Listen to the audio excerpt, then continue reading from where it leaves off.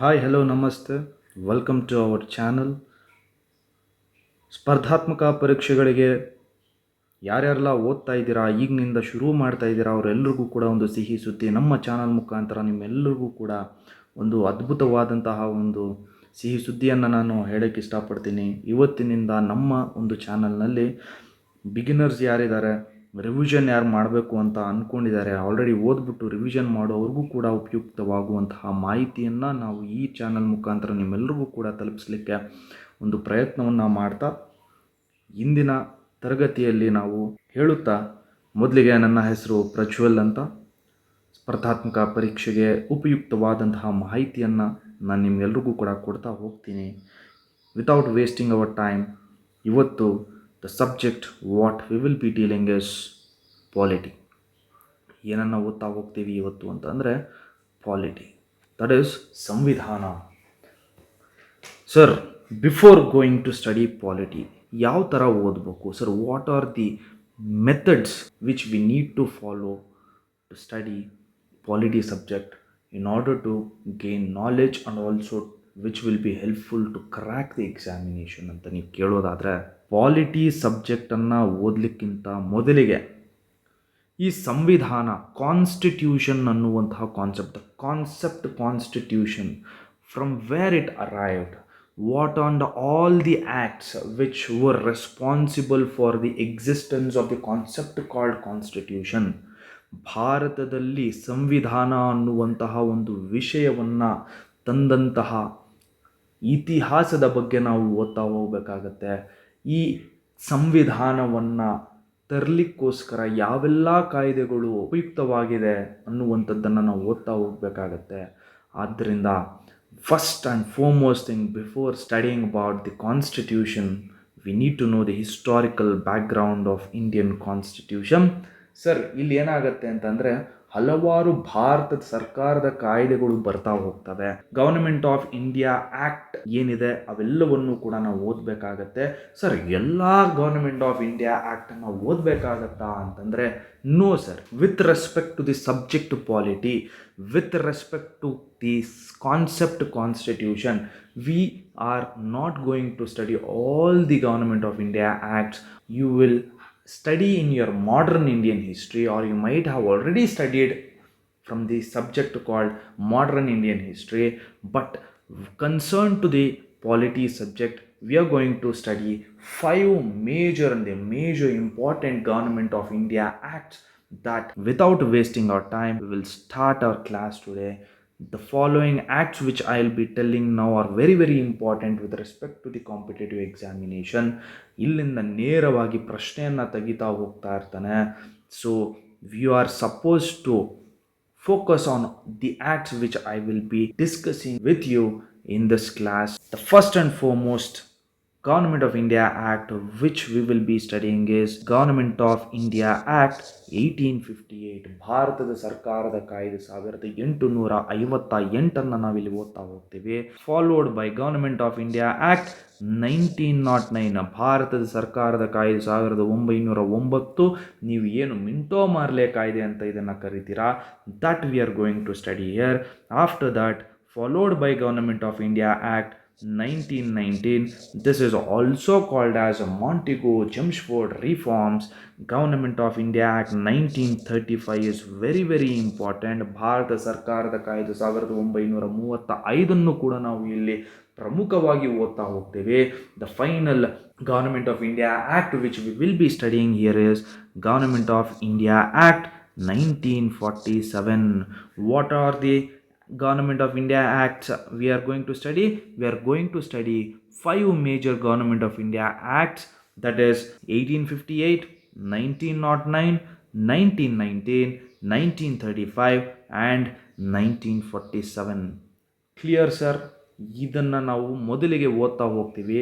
Y we need to study these acts means, ಸಂವಿಧಾನವನ್ನು ರಚಿಸಲಿಕ್ಕೋಸ್ಕರ ಇವು ಯಾವ ರೀತಿ ಉಪಯುಕ್ತವಾಯಿತು, ಏನೆಲ್ಲ ಕಾಯ್ದೆಗಳು ಬಂತು, ಏನೆಲ್ಲ ಬೆಳವಣಿಗೆ ಆದ ನಂತರ ನಮ್ಮ ಸಂವಿಧಾನ ರೂಪುಗೊಳ್ತು ಅನ್ನೋದಕ್ಕೆ ಒಂದು ಕನೆಕ್ಷನ್ ಇದೆ ಇಲ್ಲಿ. We are having all the connecting links for the formation of our Indian constitution. That is the reason we are going to study Government of India Acts, which I have discussed.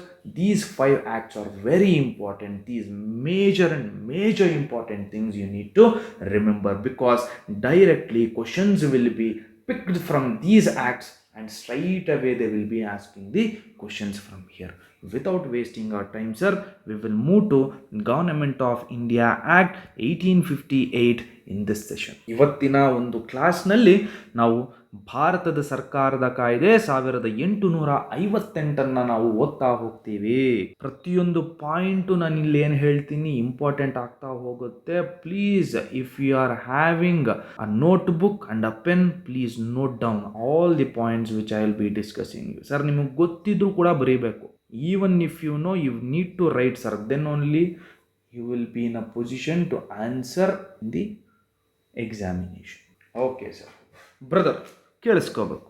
Now, I want your all attention very focused ಇರಬೇಕು. ನೀವು ಇವಾಗ ಯಾವುದರ ಬಗ್ಗೆ ಹೇಳ್ತಾ ಇದ್ದೀನಿ? Government of India act 1858. Okay. The first and foremost point which I need to tell you guys is this Government of India Act 1858 is also called as Good Government of India Act. Good Government of India Act. Which act is also called as Good Government of India Act? It is Government of India Act 1858. It is also called as Good Government of India Act. This is the first and foremost point what you need to remember. Now, first and foremost thing, Bharat ಸರ್ಕಾರದ ಕಾಯ್ದೆ 1858 ಅಂತ ನಿಮ್ಮ ನಿದ್ದೆಯಲ್ಲಿ ಯಾರಾದರೂ ಬಂದು ಎಬ್ಬಿಸಿದ್ರು ಕೂಡ ನಿಮಗೆ ನೆನಪಾಗಬೇಕಾಗುವಂತಹ point ಏನಪ್ಪ ಅಂತಂದರೆ, East India company. That East India Company, which was having the authority to control the rules and regulations for India, that company rule ended. East India ಕಂಪನಿಯ ರೂಲ್ ಏನಾಗುತ್ತೆ? ಕೊನೆಗೊಳ್ಳುತ್ತೆ. ಯಾವ ಕಾಯ್ದೆ ಮುಖಾಂತರ? 1858. The rule of the East India Company ended by the Government of India Act 1858. ಹಾಗಾದರೆ ಮತ್ತೆ rules and regulations ಏನಾಯಿತು sir? ಯಾರು ಮಾಡ್ತಾ ಇದ್ರು ಅಂತ ಅಂದರೆ, the direct administration of India was handed to the British directly. ಭಾರತದಲ್ಲಿ ನೇರವಾಗಿ ಅಧಿಕಾರವನ್ನು ನಿಯಂತ್ರಿಸುವಂತಹ ಜವಾಬ್ದಾರಿ ಅಥವಾ ಅಧಿಕಾರ ಯಾರ ಕೈಯಲ್ಲಿ ಹೋಯಿತು ಅಂದರೆ, ಬ್ರಿಟಿಷರ ಕೈಯಲ್ಲಿ ನೇರವಾಗಿ ಹೋಯಿತು. The responsibilities of making rules and regulations to the administration of India was given to the British Crown.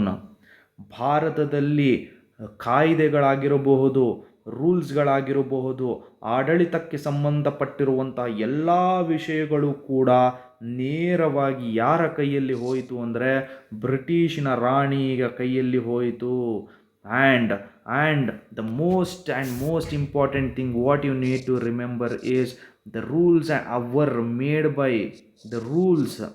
were made by ಯಾರ ಕೈಯಲ್ಲಿ ಆಗ್ತಾ ಇತ್ತು ಅಥವಾ ಎಲ್ಲಿ ಆಗ್ತಾ ಇತ್ತು ಅಂತ ಅಂದರೆ, British parliament. The rules were made in British parliament. Okay, clear sir? ಭಾರತದಲ್ಲಿ ಈಸ್ಟ್ ಇಂಡಿಯಾ ಕಂಪನಿ ಆಡಳಿತ ಏನಿತ್ತು ಅದು ಕೊನೆಗೊಳ್ಳುತ್ತೆ. ಅದಾದ ನಂತರ ಡೈರೆಕ್ಟ್ ಅಡ್ಮಿನಿಸ್ಟ್ರೇಷನ್ ಆಫ್ ಇಂಡಿಯಾ ಯಾರ ಕೈಯಲ್ಲಿ ಹೋಗುತ್ತೆ? ಬ್ರಿಟಿಷರ ಕೈಯಲ್ಲಿ ಹೋಗುತ್ತೆ. Responsibility of making rules and regulations ಏನಿತ್ತು ಅಡ್ಮಿನಿಸ್ಟ್ರೇಷನ್ ಪಾಯಿಂಟ್ ಆಫ್ ವ್ಯೂ ಅಲ್ಲಿ, ಅದು ನೇರವಾಗಿ ಬ್ರಿಟಿಷ್ನ ರಾಣಿಯ ಕೈಯಲ್ಲಿ ಹೋಗುತ್ತೆ. Directly it went to the British crown and the rules were made in British parliament. ಬ್ರಿಟಿಷ್ನ ಪಾರ್ಲಿಮೆಂಟಲ್ಲಿ ಭಾರತದ ಆಡಳಿತದ ಬಗ್ಗೆ ವಿಷಯಗಳು ಏನಿತ್ತು, ಅದರ ರೂಲ್ಸ್ ಆ್ಯಂಡ್ ರೆಗ್ಯುಲೇಷನ್ಸ್ ಎಲ್ಲಿ ಆಗ್ತಾ ಇತ್ತು ಅಂತಂದರೆ, ಬ್ರಿಟಿಷ್ನ ಸಂಸತ್ತಿನಲ್ಲಿ ಆಗ್ತಾ ಇತ್ತು ಅನ್ನುವುದನ್ನು ನೀವು ನೆನ್ಪಿಡಬೇಕಾಗ್ತದೆ. The third point, the most important point, we all know that ಭಾರತದಲ್ಲಿ we had governor generals. India had governor generals. We have already studied governor generals like Dalhousie ಇರಬಹುದು, ನೆಕ್ಸ್ಟ್ ಕಾರ್ನ್ ವಾಲಿಸ್ ಇರ್ಬೋದು. ಇವರೆಲ್ಲರೂ ಕೂಡ ಏನಾಗಿರ್ತಾರೆ, ಗವರ್ನರ್ ಜನರಲ್ಸ್ ಆಗಿರ್ತಾರೆ. This governor general was given with an extra designation. Extra designation ಅನ್ನು ಕೊಡ್ತಾ ಹೋಗ್ತಾರೆ. ಯಾರಿಗೆ? ಗವರ್ನರ್ ಜನರಲ್ಲಿಗೆ. And this extra designation was called as wise Roy. ಏನಂತ ಕರಿತೀರಿ ಇದನ್ನ? ವೈಸ್ ರಾಯ್. ಗವರ್ನರ್ ಜನರಲ್ಗಳು ಏನಿದ್ರು ಅವರಿಗೆ ಹೊಸ ಹುದ್ದೆಯನ್ನು ಕ್ರಿಯೇಟ್ ಮಾಡ್ತಾರೆ, ಅದರ ಹೆಸರೇ ವೈಸ್ ರಾಯ್. ಹಾಗಾದರೆ ಭಾರತದ ಪ್ರಪ್ರಥಮ ವೈಸ್ ರಾಯ್ ಯಾರು ಅಂತ ಪ್ರಶ್ನೆ ಏನಾದರೂ ಕೇಳಿದ್ರೆ ಇವರ answer should be Lord Canning. ಭಾರತದ ಪ್ರಪ್ರಥಮ ಗವರ್ನರ್ ಜನರಲ್ ಯಾರಪ್ಪ ಅಂತ ಅಂದರೆ it is Lord Canning sir. Okay, next point sir. ಇದರಲ್ಲಿ one more, the new post was created. ಯಾವುದು ಅಂತಂದರೆ the new post of secretary of state for India. Secretary of state for India ಅನ್ನುವಂತಹ ಒಂದು ಹುದ್ದೆಯನ್ನು create ಮಾಡ್ತಾರೆ. ಹಾಗಾದರೆ ಭಾರತದ ಪ್ರಪ್ರಥಮ secretary of state for India ಯಾರು ಅಂತ ಅಂದರೆ that is Lord Stanley. ಯಾರಾಗ್ತಾರೆ? Lord Stanley was the first secretary of state for India. Clear sir? I think ಇಲ್ಲಿವರೆಗೂ ಎಲ್ಲ ಕ್ಲಿಯರ್ ಆಗಿದೆ ಅಂತ ನಾನು ಭಾವಿಸ್ತೀನಿ. ನೆಕ್ಸ್ಟ್, ಹಾಗಾದರೆ secretary of state for India ಏನಕ್ಕೆ ಕ್ರಿಯೇಟ್ ಮಾಡಿದ್ರು ಅಂತ ನಿಮಗೆ ಪ್ರಶ್ನೆ ಬಂದಿದೆ ಅಂತ ಅನ್ಕೊತೀನಿ. The secretary of state for India ಏನು ಇವರಿದಾರಲ್ಲ, ಇವರ ಕೆಲಸ ಏನಾಗಿತ್ತು ಅಂತ ಅಂದರೆ he was responsible for giving answer to the British parliament. Responsible for giving answer to the British parliament. ಬ್ರಿಟಿಷಿನ ಸಂಸತ್ತೇನಿರುತ್ತೆ ಅದಕ್ಕೆ ಇವರು ಜವಾಬ್ದಾರರಾಗಿರುತ್ತಾರೆ. ಅವರು ಕೇಳುವಂತಹ ಎಲ್ಲ ಪ್ರಶ್ನೆಗಳನ್ನು ಕೂಡ ಇವರು ಉತ್ತರಿಸ್ತಾ ಹೋಗ್ತಾ ಇರ್ತಾರೆ. ಆಡಳಿತದ ಬಗ್ಗೆ ಅಂದರೆ ಭಾರತದಲ್ಲಿ ನಡೆಯುವಂತಹ ಆಡಳಿತದಲ್ಲಿರುವಂತಹ ಎಲ್ಲ ಒಂದು ವಿಷಯಗಳ ಬಗ್ಗೆ ಯಾರು ಬ್ರಿಟಿಷಿನ ಸಂಸತ್ತಿಗೆ ನೇರವಾಗಿ ಅದನ್ನು ತಲುಪಿಸ್ತಾ ಇರ್ತಾರೆ ಅಂತ ಅಂದರೆ it is secretary of state for India. Next point, very very important point, ನಿಮ್ಮೆಲ್ರಿಗೂ ಗೊತ್ತಿರುತ್ತೆ. Have you heard of dual government sir? Dual government ಅಂದರೆ ಏನು ಅಂತ ನಿಮ್ಗೆ ಯಾರಿಗಾದರೂ ಐಡಿಯಾ ಇದೆಯಾ? ವಾಟ್ ಈಸ್ ಡ್ಯುಯಲ್ ಗವರ್ನಮೆಂಟ್ ಅಂತ? Before explaining about dual government, see first I will give some facts regarding dual government. Dual government ಅಂತ ಅಂದರೆ, okay listen sir brother, ಕೇಳಿಸ್ಕೋಬೇಕು. ಏನಿದು ಡ್ಯುಯಲ್ ಗವರ್ನಮೆಂಟ್ ಅಂತ ಅಂದರೆ? ಸರ್, ಡ್ಯುಯಲ್ ಗವರ್ನಮೆಂಟ್ ಅಂದರೆ ದ್ವಿಸರ್ಕಾರ ಅಂತ ಕರೀತಾ ಹೋಗ್ತೀವಿ. ಓಕೆ, ಭಾರತದಲ್ಲಿ 1784 ಏನಿದು ಪಿಟ್ಸ್ ಇಂಡಿಯಾ ಆ್ಯಕ್ಟ್ ಅಂತ ನೀವು ಓದಿರ್ತೀರ. ಈ ಪಿಟ್ಸ್ ಇಂಡಿಯಾ ಕಾಯ್ದೆ ಮುಖಾಂತರ ಡ್ಯುಯಲ್ ಗವರ್ನಮೆಂಟನ್ನು ಎಸ್ಟಾಬ್ಲಿಷ್ ಮಾಡ್ತಾರೆ. ಸರ್, ಹಾಗಾದರೆ what is dual government? Sir, dual government is nothing but the government which was handled by 2 boards.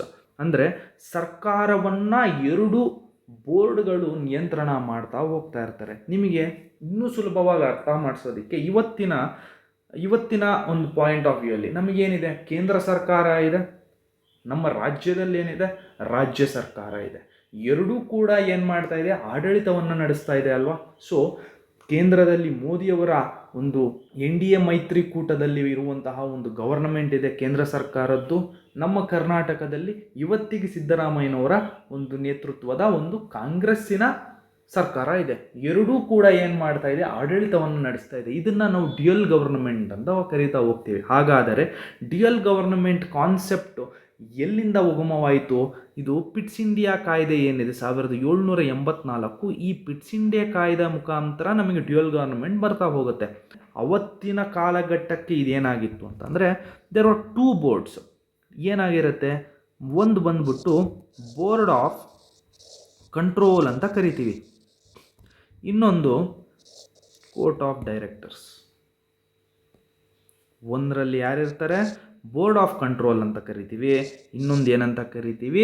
Court of directors.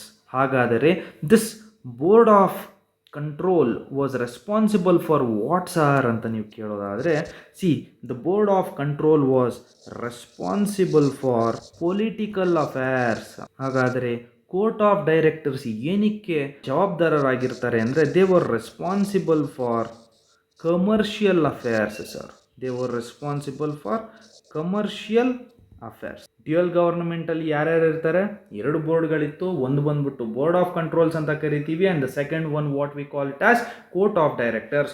Board of control was responsible for political affairs and the court of directors var responsible for commercial affairs. ಅಂದರೆ ರಾಜಕೀಯ ಒಂದು ವಿಷಯಗಳ ಬಗ್ಗೆ ಯಾರು ಕಾನೂನನ್ನು ಮಾಡ್ತಾ ಇದ್ರು, board of ಕಂಟ್ರೋಲ್ನಲ್ಲಿರುವಂತಹ ಒಂದು ಜನ ಕಾನೂನನ್ನು ಮಾಡ್ತಾ ಇದ್ರೆ, ಮನಿ ಆ್ಯಕ್ಟಿವಿಟೀಸ್ ಅಂದರೆ ಕಮರ್ಷಿಯಲ್ ಅಫೇರ್ಸ್ ಏನಿತ್ತು ಅದರ ಬಗ್ಗೆ ಯಾರು ಕೊಡ್ತಾ ಇದ್ರು ಅಥವಾ ಕಾನೂನನ್ನು ಮಾಡ್ತಾ ಇದ್ರು ಅಂದರೆ ಕೋರ್ಟ್ ಆಫ್ ಡೈರೆಕ್ಟರ್ಸ್ ಅನ್ನುವಂತಹ ಒಂದು ಬೋರ್ಡ್ನಲ್ಲಿರುವಂಥ ಸದಸ್ಯರು ಈ ವಿಷಯದ ಬಗ್ಗೆ ಅಂದರೆ ಕಮರ್ಷಿಯಲ್ ಅಫೇರ್ಸ್ ಬಗ್ಗೆ ಕಾಯ್ದೆಗಳನ್ನು ಮಾಡ್ತಾ ಹೋಗ್ತಾ ಇದ್ರು.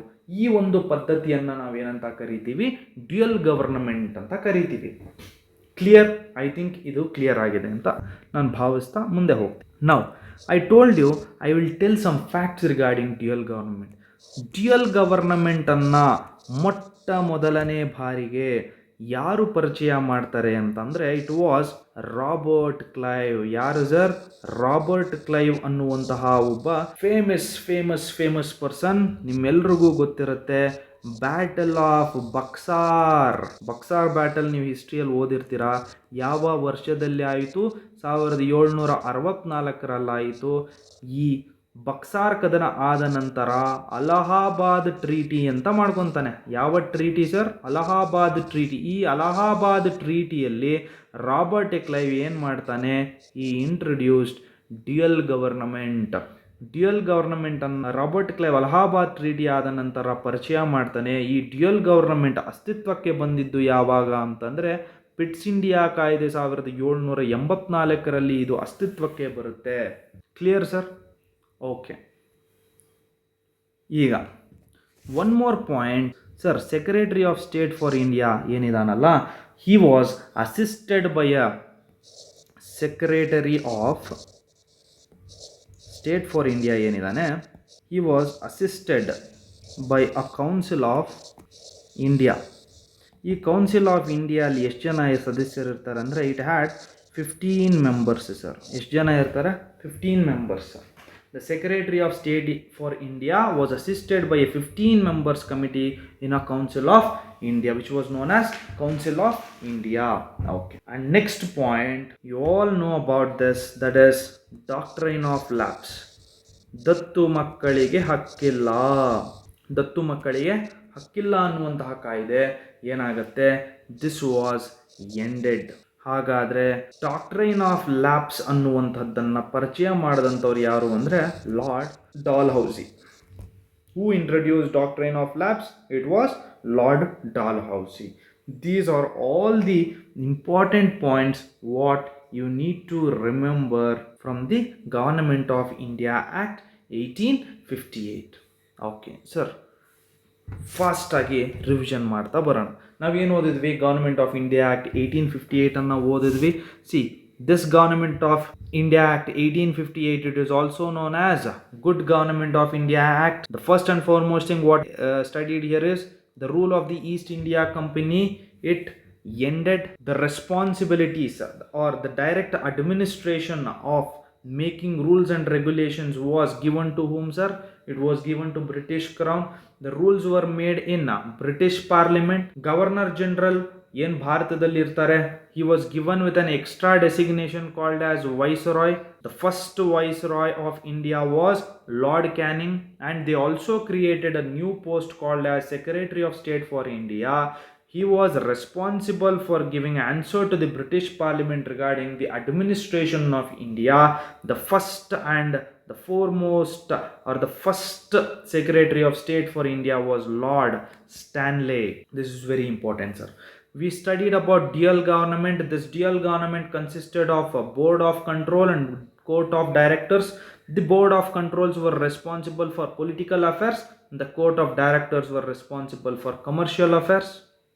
This dual government was first introduced by Robert Clive after the Battle of Buxar, which held in the year 1764 by the treaty called as Allahabad Treaty.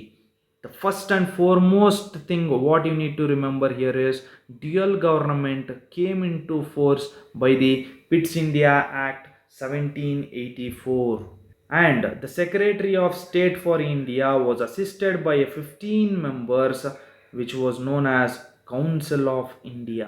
Doctrine of lapse, ದತ್ತು ಮಕ್ಕಳಿಗೆ ಹಕ್ಕಿಲ್ಲ ಅನ್ನುವಂತಹ ಕಾಯ್ದೆಯನ್ನು ರದ್ದುಗೊಳಿಸುತ್ತದೆ ಈ ಭಾರತ ಸರ್ಕಾರದ ಕಾಯ್ದೆ 1858.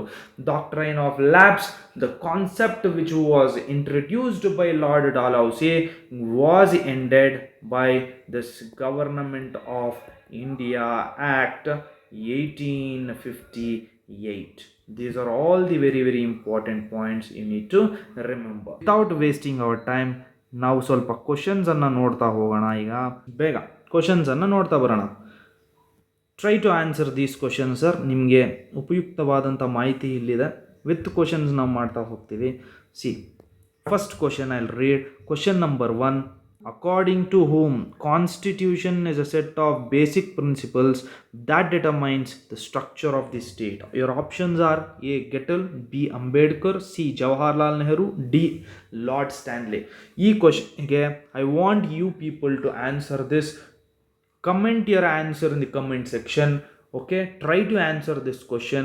Ee statement yaar helidru anta I want everyone to please put the answer in the comment section. I will pin the answer, the correct answer for this question in the comment section afterwards. Okay, we'll move on to the second question. The rule of the East India Company was ended in India in the year. East India ಕಂಪನಿಯ ಆಳ್ವಿಕೆ ಏನಿತ್ತು ಅದು ಯಾವ ಕಾಯ್ದೆ ಮುಖಾಂತರ ಅಥವಾ ಯಾವ ವರ್ಷದಲ್ಲಿ ಕೊನೆಗೊಳ್ಳಿದೆ ಅಂತ ಪ್ರಶ್ನೆ ಕೇಳಿದ್ದಾರೆ. Your options are option A 1784, option B 1909, option C 1858, option D is 1833. The first point what we studied from the Government of India Act 1858, that East India Company's rule ended. Your option C is the right answer, sir. Who was the first Secretary of State for India? ಭಾರತದ ಪ್ರಪ್ರಥಮ secretary of state for India ಯಾರು ಅಂತ ಕೇಳಿದ್ದಾರೆ. Option A Lord Canning, B Macaulay, C Lord Dalhousie, D Lord Stanley. What is the answer? Very easy, it is Lord Stanley. ಹಾಗಾದರೆ Canning ಯಾರು? He was the first viceroy of India. Macaulay ಯಾರು? He was the father of English education in India. Lord Dalhousie introduced the concept called as doctrine of lapse. Lord Stanley is the first Secretary of State for India. So your answer D for Devasena is the right answer. That is Lord Stanley is the correct answer. Which act is also known as the Act for Better Government of India? The first point I told you while explaining Government of India Act 1858, that this act is also called as the Act for Better Government of India. So it is Government of India Act 1858. Your fifth question, according to Government of India Act 1858, which of the following was ended? Option A, diarchy at center. Option B, dual government. Option C, diarchy at province. Option D, none of the above. ಯಾವ್ದು ಕೊನೆಗೊಳ್ಳುತ್ತೆ? 1858 ಕಾಯ್ದೆಯ ಮುಖಾಂತರ. I explained you that dual government ended. ನೋಡಿ ಇಲ್ಲಿ they will confuse you with these options. See, diarchy is different, dual government is different. I'll explain you what is the difference between dual government and diarchy in the coming classes. So ಇಲ್ಲೇನೋ diarchy at centre ಕೊಟ್ಬಿಟ್ಟವನೆ, ಇಲ್ಲಿ diarchy at province ಕೊಟ್ಟಿದ್ದಾನೆ, mostly ಇವೆರಡರಲ್ಲೇ ಇರ್ಬೋದು answer ಅಂತ ನೀವೇನಾದರೂ ಅಂದ್ಕೊಂಡಿದ್ರಲ್ಲಿ ಹಾಕಿದ್ದೀರಂದರೆ gone sir, ಆ ಥರ. So that is why you need to be very very clear with the concepts. ಇವೆರಡು ಇದೇ ಥರ ಇದೆಯಲ್ಲ ಅಂತ ಆಪ್ಷನ್ ಕನ್ಫ್ಯೂಸ್ ಮಾಡೋಕ್ಕೆ ಕೊಡ್ತಾನೆ, ಹೇಳೋಕ್ಕಾಗಲ್ಲ. So you need to be clear with the concepts. ಸುಮ್ಮನೆ ನಾವು ಎಮೋಷನ್ಸ್ ಮೇಲೆ ಆಟ ಆಡಬಾರ್ದು ಆಪ್ಷನ್ಸ್ನ ಹಾಕಬೇಕಾದ್ರೆ. Okay, fine. So dual government is the right answer. Last question for today's class. Which act of India ended doctrine of lapse? Very very easy question. Government of India Act 1858. So I hope you enjoyed my class today. So I thank everyone for your patient listening. ನಿಮ್ಗೇನಾದರೂ ಅನಿಸಿಕೆಗಳಿದ್ರೆ fast ಆಯಿತು ಇಲ್ಲ slow ಆಯಿತು, ಇದನ್ನು ಇನ್ನೂ better ಮಾಡ್ಬೋದು ಅಂತ ನಿಮ್ಗೇನಾದರೂ ಅನಿಸಿದ್ದಲ್ಲಿ ದಯವಿಟ್ಟು ಕಮೆಂಟನ್ನು ಮಾಡಿ ಅಂತ ನಾನು ನಿಮಗೆ ಕೇಳ್ಕೊಳ್ಳುತ್ತಾ ಇವತ್ತಿನ ಕ್ಲಾಸನ್ನು ಮುಗಿಸ್ತಿದ್ದೀನಿ. Thank you very much.